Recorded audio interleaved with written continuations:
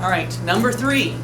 Eliezer is now in Auschwitz. They were warned ahead of time that Eliezer needs to be 18 and his father needs to be 40. Because they can't be too young or too old or they won't be kept to work in the work camps. So they lie about their ages. Eliezer has a moment when they are first put into lines where he thinks about suicide, thinks about running into the electric fence, but something stops him.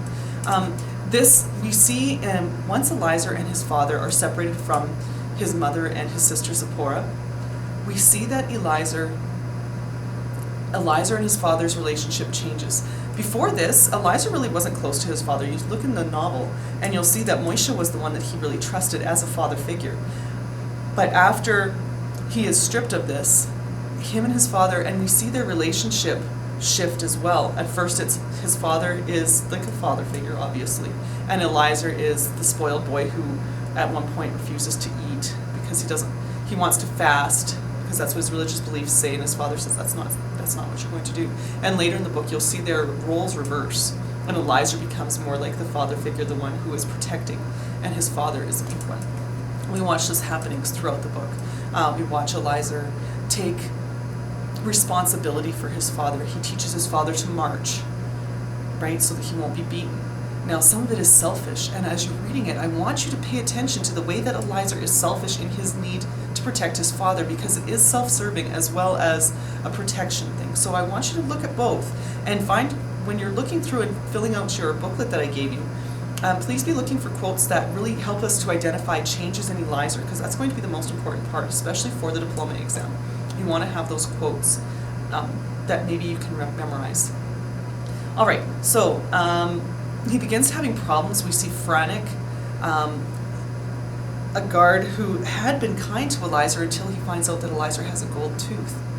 And then he's not so kind, and he wants to remove that gold tooth. And Eliezer ends up losing the tooth with a rusty spoon, losing his gold crown. We see Eidik, the very cruel capo.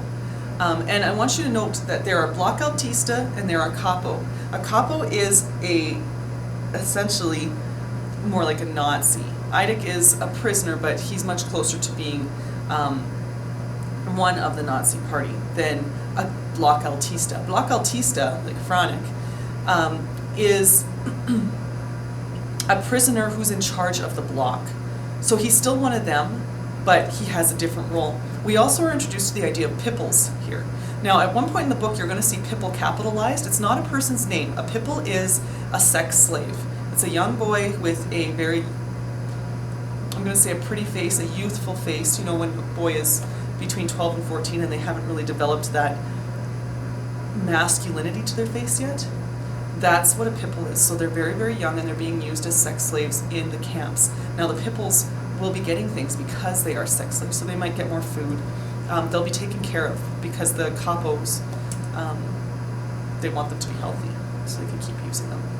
And this again ties into the idea of dehumanization. These are not people to them. And it's very difficult for us to understand because we don't experience this. But you have to think about how the Nazis were brainwashed as well, that they would be willing to do this and able to treat human beings this way. All right, so at this point in the book, we start to see Eliezer questioning his religion. He starts to question God. If God is so good, why are these things happening? We see it, the most clear example of Eliezer really questioning God. He asks how the men can still praise him when everything around them is going so poorly. And please look at the quotes that I gave you because this one is in there. Why do they praise him when they're starved? He also will ask, where is God? Someone will ask, where is God when the pipple is hanged? And you might have gotten to that part at this point. And Eliezer responds with, he is here on this gallows.